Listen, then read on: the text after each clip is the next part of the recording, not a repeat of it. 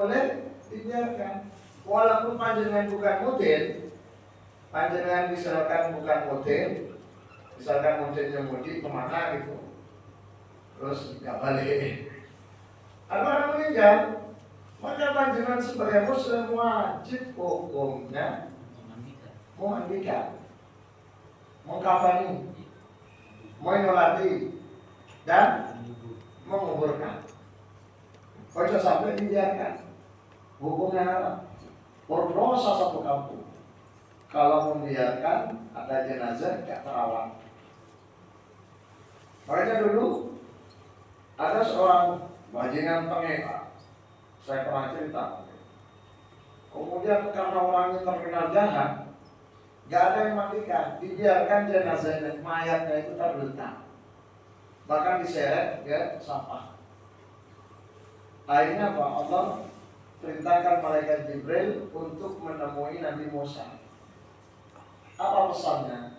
Malaikat Jibril berpesan agar Nabi Musa segera merawat jenazahnya bajingan tadi. Karena bajingan itu adalah muslim. Sepanjang orang itu agamanya masih Islam, maka wajib dirawat.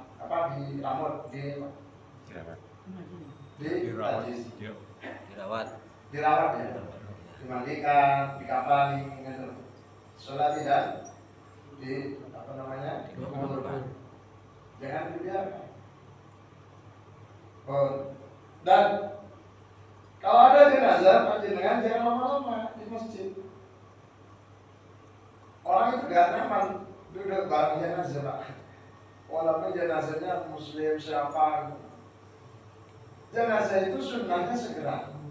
Jadi kalau sudah masjid paling disolati langsung kuburkan. Kalau usah istilahnya bahkan ada orang dibaca yasin dulu ditalin, nggak usah langsung dikuburkan. Nanti kalau mau kalau silakan segera dikuburkan. Karena orang mati itu lebih senang kalau langsung dikubur. Kalau nggak percaya panjenengan coba. Ya, segera dikuburkan. Terkadang nggak apa-apa rumah sohibul musibah, maklum ya kita nggak ngilang lah pakai.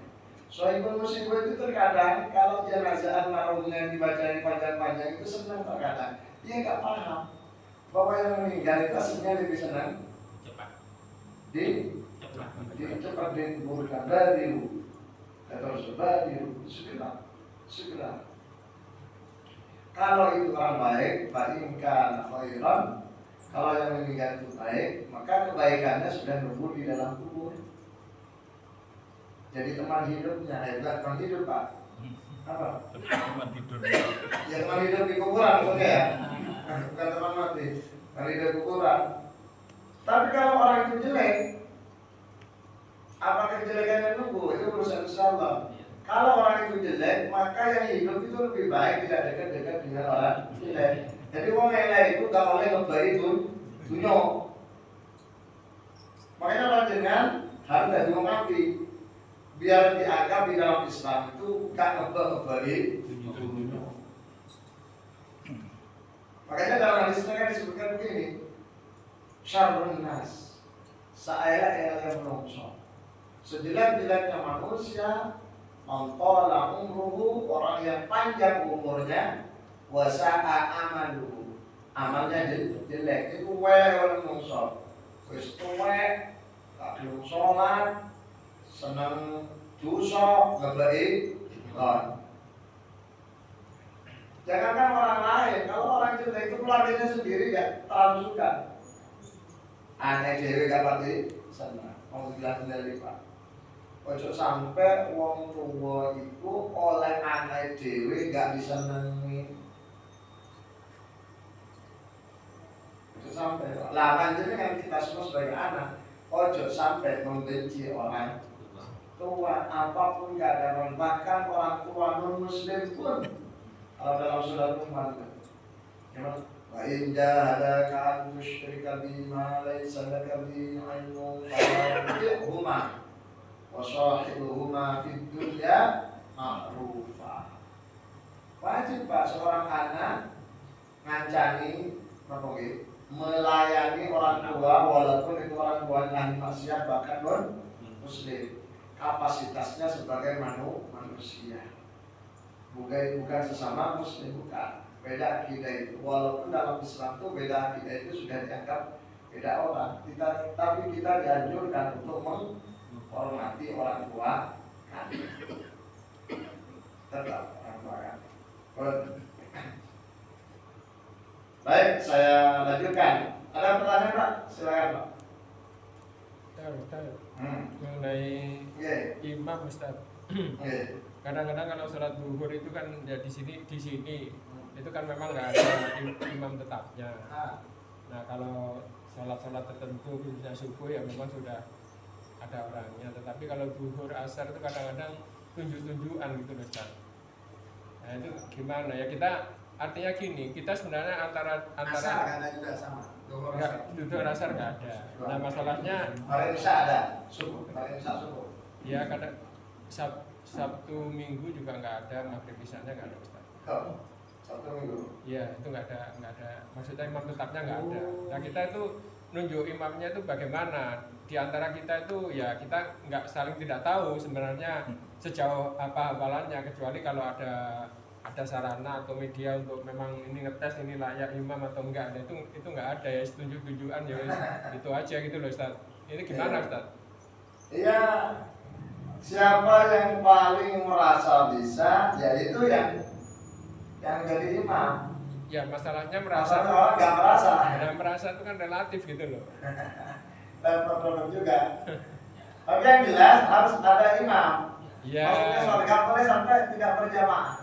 Iya. Makanya hari Sabtu, hari Ahad yang 2 Ahad yang lalu, 2 minggu lalu, saya zuhur di sini. Ada yang lihat saya sholat zuhur di sini. Saya jadi imam zuhur. Ada enggak? Enggak ada juga nih.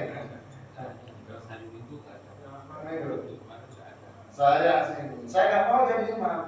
Kata Pak Ali, bukan. Nggak ada imam. Oh ya sudah kalau nggak ada imam saya. Zuhur. Kamu ngerti ya? Ketemu saya? Saya dia no Pak. Di Keluar waktu itu. keluar sama Pak Anwar di Biung. Ada Pak Ali waktu itu. Ya, Pak Alim saya suruh standby di sini karena saya keluar. Oh gitu Sama Pak ya. Anwar. Banyak yang sholat itu, cuma gak ada imamnya. Saya kasih 3 waktu itu, karena takut ada imam rawatib. Kalau ada imam rawatib itu, maka yang afdal imamnya. Rawatib makmumnya orang lain jadi makmum. Biasanya saya Ustaz yang imam itu adzan sak komate sak. Azan imamnya. Pak Rahman enggak mau saya suruh maju enggak mau. Bukan, biar ada orang yang merasa kan merasa lebih ini. Sebetulnya yang betul itu yang betul. Kalau menurut saya, ya mudah-mudahan juga salah. Harus ada imam rawatib, Pak. Imam rawatib yang sudah dipilih dan hafalan Qur'annya dia. Sudah ada. Nah, ya, kalau sebesar ini harus ada imam rawatib ya, hafalannya, bacaannya, tajwidnya, maksudnya, apanya harus mumpuni. Masjid, musola semuanya harus ada imam. Yang penting harus ada imam. Iya. Syukur-syukur imam rawatib. Syarat. Imam rawatib itu adalah yang ditunjuk di jadwal. Syaratnya kan ada imam dan makmum. Kalau enggak ada keduanya enggak jadi. Ya itu nanti lah, kalau nggak ada makmumnya ya dia mau imami. Makmum Ya, nggak ada imam. yang penting masjid musola itu 1, 5 waktu harus diadani. Jelas nggak ya? Ya, adzan. Setelah diadani, Dikomati. jelas iqamah, otomatis langsung sholat berjamaah harus ada imamnya. Jangan sampai tidak ada imam. Harus tepat. Lalu bingungnya tadi sebelum pertanyaan Pak Junayan, siapa yang jadi imam? Nah, siapa saja yang paling berhak alias paling mengerti, baik bacanya yang paling bagus atau hafalannya yang paling bagus atau akhlaknya apa akhlak itu Pak? Adabnya paling bagus itu yang paling berhak. Ada orang bacanya bagus, tapi misalkan kurang hafalannya sedikit. Ada hafalannya banyak, tapi bacanya nggak bagus.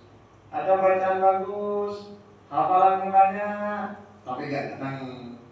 Ada yang datang tapi gak hafal. Nah, itu kan macam-macam. Maka yang dipilih itu yang datang waktu itu, Pak. Yang datang waktu itu. Syukur-syukur kalau tadi disebutkan ada rawatib. Orang bisa syukur kan ada rawatib. Mereka tuhur asal. Rawatib rawatib. Saya netral Ustaz. Oh, netral. Ada bisa. Ada bisa, imam bisa. Jadi Ngapani bisa. Semestinya ya ada ya imam. Jangan ya ada ini dewi, ada dewi. Cuma kata penting, kalau saya ada, aku terus saya ada. Kalau imam gak ada loh ya terpaksa. Gini loh Ustaz. Kalau terpaksa. Sebenarnya gini saya cari orang yang mau adzan tapi sebelumnya datang dulu. Jadi sholat-sholat itu sudah datang. Iya, semestinya. Tapi jamaah itu nganu komat tidak datangnya komat. Nah itu. Nah siapa ini kan gitu. Karena digaji ditunjuk yang namanya imam rawatib lah.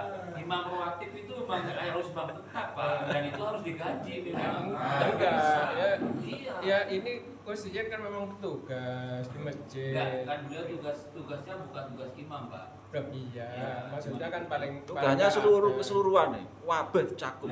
Nah, kita kan sini kan ada takmir, ada apa yang Jadi ya ini aja sih imam siapa yang paling bisa itu ditunjuk aja secara intens.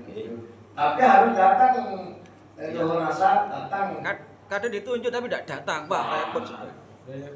memang kan iku. Jadi yang komitmen datang.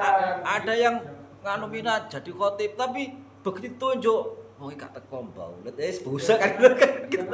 Jangan ditunjuk. Bukan langsung yang jelas Pak, yang jelas ya, yang jelas itu Ya. harus ditetapkan. Ya. Jangan ambillah dari luar, Ya. digaji gitu loh. Kalau nggak ada nanti gimana? Kita solusi jamaah. Ya. Dan kita wajib loh jamaah itu. Jamaah itu wajib, tidak dianggap bagi laki-laki, kecuali perempuan ya. Perempuan itu wajibnya di rumah. Oke. Hadisnya memang seperti itu. Masuk. Saya Masuk. direkam, nih. Iya, ini sudah saya rekam ini. Ini nanti biar tahu kalau channel saya ini buka. Oh, ini mudin masalah apa ini? Jadi, Tanya Ustadz ini. intinya, sholat berjamaah itu harus ada imamnya. Biar tidak kebingungan imam, maka imam itu diangkat. Diangkat istilahnya itu ditetapkan. Siapa yang zuhur, siapa yang asar, siapa maghrib, isya dan subuh. Kalau subuh ada nggak? Subuh Ada. ada ya? Ada. Ya. Jamaahnya juga banyak. Ya kalau subuh di sini paling tak minimal 2 saf. Oh, sama dengan maghrib. Maghrib penuh. Ya. Kalau subuh sekitar Ya, alhamdulillah. rutin Pak. Iya. Dan mudah-mudahan semakin semangat ya Pak. Yang Iya. sehat semakin sehat tapi untuk ke masjid. Yang sakit menjadi sehat untuk ke masjid. Oke. Jangan waktu loro-loroan masjid ke masjid. Terus seger rajin nang mall kan gitu Pak. Kan beda Pak. Oke, mau tanya Din. Tanya Ustadz berkaitan dengan adzan dan iqomah. Apa? Adzan dan iqomah. Ini adzan di makam. Nah, Makam. di makam. Di makam di kuburan. Kuburan. Itu Untuk pemakaman. itu kan diadzani. Nah, ini ada sebagian pendapat untuk adzan di makam itu tidak boleh dengan alasan adzan adalah panggilan sholat. Ada yang memperbolehkan dihukumi kias karena pada waktu lahir diadzani dan dikomati. Yang saya tanyakan, yang terkait yang memperbolehkan di waktu komat itu hayya ala sholat atau bagaimana? Kayak komatnya itu loh. Ada yang komati sholat atau kalimat lain. Karena ada komati sholat itu. Ya, nanti kalau Ah, bangun, kalau bangun terus kan repot. ada orang mengatakan bahwasanya bukan komati sholat, tapi komatil kiamah. Nah, itu bagaimana? Nah, seperti itu. Tadi pertanyaannya dikeraskan suaranya dia masuk kamar. Jadi begini, saya urut dari adanya orang yang lahir. Ya. Adanya orang untuk anak bayi yang lahir itu kan bunyinya begini. Allahu Akbar kali enggak. Ya. Sampai hayya 'alas shalah, Hayya, sama. Ya, sama. Hayya 'alal falah, terus iqamatnya sebelah kiri. Allahu Akbar, asyhadu an la ilaha illallah, asyhadu anna Muhammadar Rasulullah, hayya 'alas shalah, hayya 'alal falah. Terus Qad qad qamatis shalah. qad qamatis shalah. Ya. Allahu Akbar, la ilaha illallah. Itu pada dasarnya kan ada untuk sholat. Ya. Tetapi oleh Rasulullah diperintahkan dalam hadisnya dipakai untuk ini orang lahir. Bayi yang baru lahir. Ya. Yang baru lahir langsung Pak. Sedangkan bayi yang sudah beberapa hari lahir, bukan baru lahir, kemudian langkah selanjutnya Rasulullah namanya teknik. Anjing itu disuapin Pak. Disuapin biar menelan ludahnya Rasulullah punya kurma, kemudian punya hanya di lebono ke si bayi, itu namanya tahnik bulan. Ya. Nah, ada sebagian artis di Indonesia gak mau diadani anaknya, lahir gak mau diadani Pak, langsung di tulang, gak bener itu. Jadi hadisnya ada dua. Hadis tentang putranya sahabat yang lahir kemudian langsung diadani. Hadis tentang putranya sahabat yang tidak ketemu Rasulullah baru beberapa hari atau seminggu 2 minggu baru ketemu Rasulullah langsung kemudian ditahdik.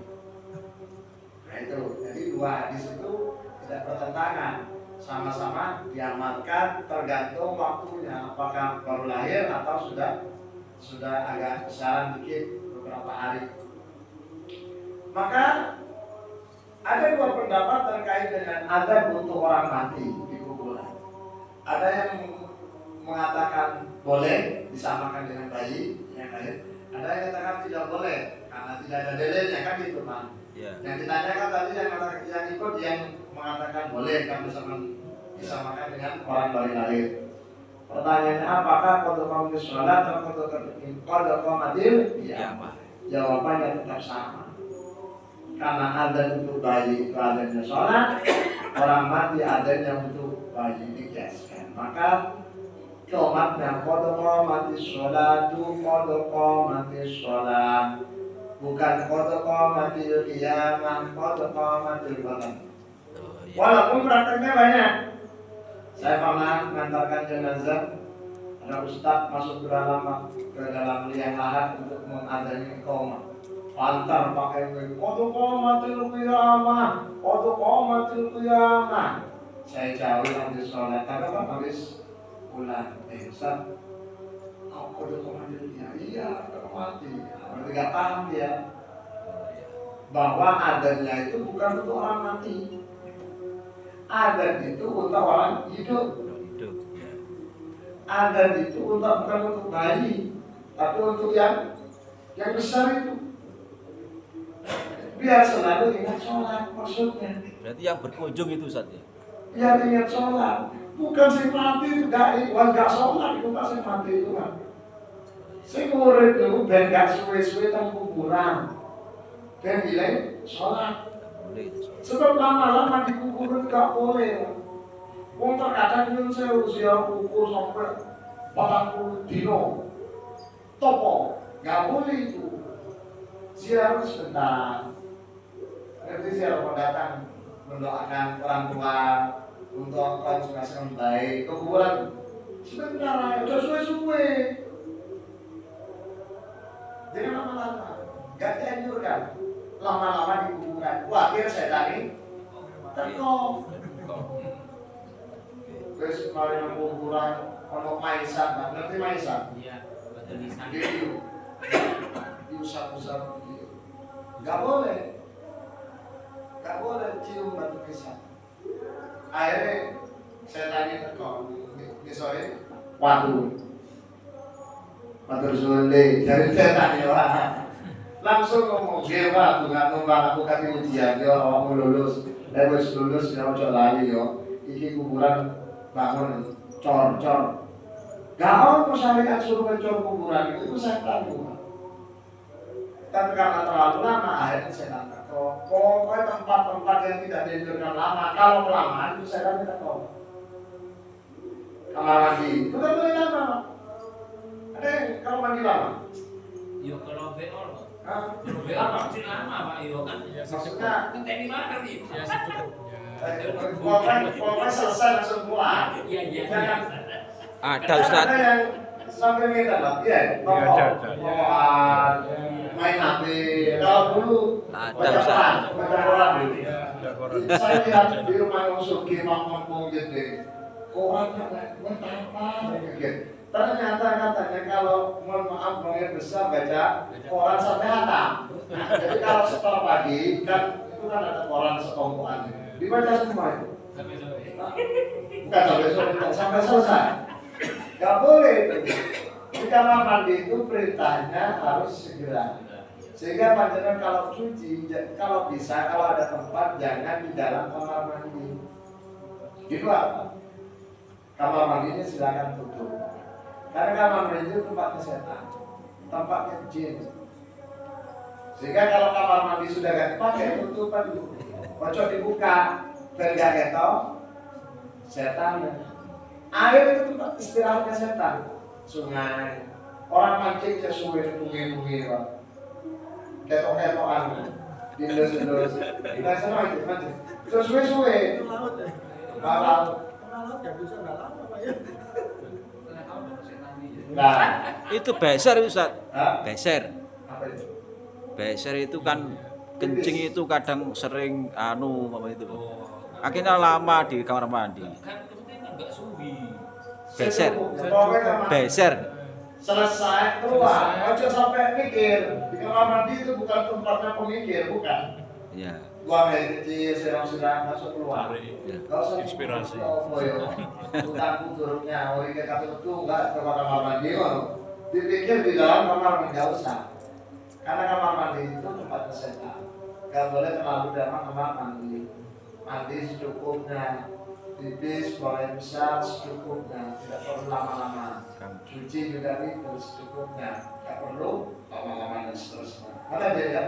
Jadi qomatnya untuk orang mati sama, kalau qomat sholat tidak perlu diganti. Kalau diganti itu namanya nanti bid'ah. Gak boleh bikin sendiri itu kalimat-kalimat itu gak boleh. Gak boleh nanti karena sekarang misalkan berada di daerah tertentu, misalkan di Maroko itu terkadang di musim panas subuhnya siang Pak, subuhnya agak siang. Sudah terang itu kalau sini kira-kira jam 8 terang itu seperti biasa itu. Sudah ke dalam tidur nanti diganti, sudah banyak orang masak. Nanti as-sholatu khairum minat tobak. Sholat lebih baik daripada masak, kan gitu kan, karena sudah gak ada orang tidur, itu gak boleh. Harus tetap mau as-sholatu khairum minat tobak. Betul kan ya? Ada lagi? Nah, silakan Pak, monggo. Kalau di dalam sholat berjamaah, kemudian Dibuka siapa? memang merasa tidak nyaman, akhirnya kan kualitas sholat kita itu saya merasa tidak baik. Apakah itu diulang lagi ya? Kalau sholatnya masih kategori sah, maka panjenengan gak usah ulang sholatnya. Tidak usah ulang, bahkan dilarang untuk ulang sholat yang sudah sah. Sudah sah dalam keadaan berjamaah. Tapi kalau sudah sah dalam keadaan sholat sendiri, maka dianjurkan sunnah ulang ketika ada jamaah, karena mengejar pahala jamaah. Tetapi kalau sudah berjamaah, cuma karena mungkin nggak cocok dengan bacaannya, mungkin nggak cocok dengan sikapnya, mungkin nggak cocok dengan ini dan itunya, tapi dalam syariat sholatnya masih kategori sah, maka panjenengan tidak perlu ulang. Tidak perlu ulang. Masalah urusan apa, misalkan kurang mantap, kurang urusan imamnya dengan ustaz. Yang penting dalam syariat itu imamnya tidak batal, maka tetap sudah dianggap sah. Misalkan bacaan itu ada dua yang salah, bacaan salah. Ada bacaan salah yang merubah makna, maka panjenengan harus mufaroqah, pisah dari imam. Atau kalau sudah selesai berarti harus sholat lagi. Ada bacaan yang tidak salah, ada bacaan salah tapi tidak merubah makna. Allahul ladzi la yughayyiru makna. Bacaan salah, semua orang salah, makan salah, tapi tidak sampai merubah makna. Tidak sampai merubah makna, misalnya hurufnya tidak berubah. Maka itu tidak merubah makna. Contoh, ada orang itu bacaannya itu kan karakternya kalau sudah belajarnya kaset Pak, belajar sudah tua, bukan belajar kecil Pak. Bacaan itu selalu diseret Pak. Maliki yaumiddin, karena orang tua baca Qur'annya, belajarnya sudah tua. Maliki panjang, maliki yaumiddin, kafnya agak panjang. Tapi kalau ditulis itu gak merubah makna, tetap kaf. Kenapa kok panjang? Karena faktor dia semua bacaan diseret, faktor bacaannya diseret. Itu tidak merubah makna. Yang merubah makna kalau kafnya diganti kof, maliki diganti maliki, maliki kof, semestinya k dibaca kof. Itu merubah makna. Kalau merubah makna, makomnya wajib bisa kepada imam. Kalau sudah selesai wajib sholat. Contoh lain, an'amta, an hamzah fathah a mata mim an. Yang kedua ain mata m mata mim am amta. Level dicetak amta, jadi m semua. Amta. Itu berapa makna? Makmum harus bisa dari imam. Kalau sudah selesai sholat lagi, amta atau amta. Jadi a semua. Ain yang kedua dibaca a. Amta. Salah. Makna berubah. Tapi kalau cuma kurang fasih, amta tetap ain, cuma kurang dalam ainnya. Shotnya kurang menunjuk sirapa, kurang menunjuk, atau dotnya mat lazim kilmi mutakolnya kurang panjang, waladdallin, itu namanya mat lazim kilmi mutakol. Oh, panjangnya kurang, waladdallin, kurang gitu kan? Waladdallin, kurang, tapi tidak berubah makna. Ketika salahnya itu tidak merubah makna, maka makmum tidak boleh pisah dari imam, karena sholatnya tetap dianggap sah. Atau imamnya salah dapat baca surat Pak, Fatihah benar, suratnya salah. Oh, kok baca surat salah? Oke sedangkan Selapor itu amburadul Pak. Suratnya amburadul, tapi Fatihahnya benar. Karena surat itu adalah sunnah hayat, maka walaupun kesalahannya fatal tidak membatalkan sholat, sehingga makmum tidak boleh bisa ditolak imam. Tetapi kalau panjenengan merasa panjenengan bacanya lebih bagus dari imam, ketika sholat berikutnya panjenengan dianjurkan tidak bermakmum. Kalau panjenengan merasa bacaannya panjenengan lebih baik dari imam itu, dan imam itu panjenengan sudah tahu kalau bacaannya misalkan apa tadi rusak semua misalkan, maka panjenengan dianjurkan tidak bermakmum. Dianjurkan, bukan haram, dianjurkan tidak bermakmum. Karena layaknya panjenengan jadi imamnya, dia adalah makmumnya, seterusnya begitu. Jadi kalau tidak merubah makna, panjenengan tidak perlu sholat. Nah, silakan, betul. Ya tadi berkaitan dengan yang disampaikan, kalau dia bacanya ya karena butuh ya karena stain, boleh nggak begitu? Iya, itu harus tasdid karena harus ditekan. Ya Ustaz, justru ini tidak tasdid gitu loh Ustaz. Iya, maksudnya harus tasdid bacanya. Iya karena butuh, iya karena stain. Artinya hanya kepadamu ya Allah kami, kami menyembah, dan hanya kepadamu ya Allah kami minta pertolongan. Kalau iyanya ada tasdid sama sekali, maka berubah maknanya. Nanti larinya ke matahari. menyembah matahari. Kalau sama sekali tidak ditekan. Tetapi kalau ditekan hanya saja kurang penekanannya, maka tidak sampai merubah sampai matahari. Contohnya, iya, cuma kurang jelas. Iya kan sebenarnya. Iya kan ngotot kan ya? Iya karena iya karena kurang jelas. Nah, itu masih dari nafsa. Tapi kalau sudah iya, jadi iya kan, nggak ada tasbihnya. Hamzah kasroh iya fathah ya, dibaca iya, bukan iya tapi iya, maka itu bacaannya apa? Tidak sah. Bacaannya tidak sah karena merubah makna. Berarti sholatnya tidak sah.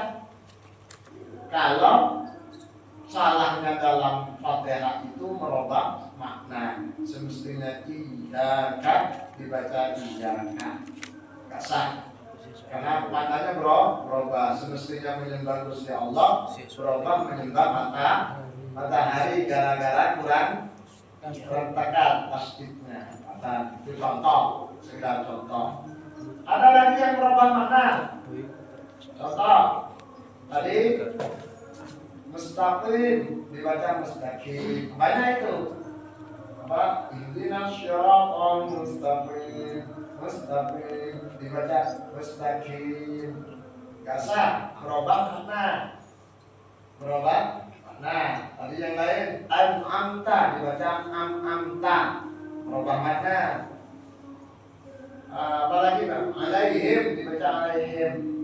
Alaihim ha dibaca alaihim. Him ha. Beda antara ha dengan ha.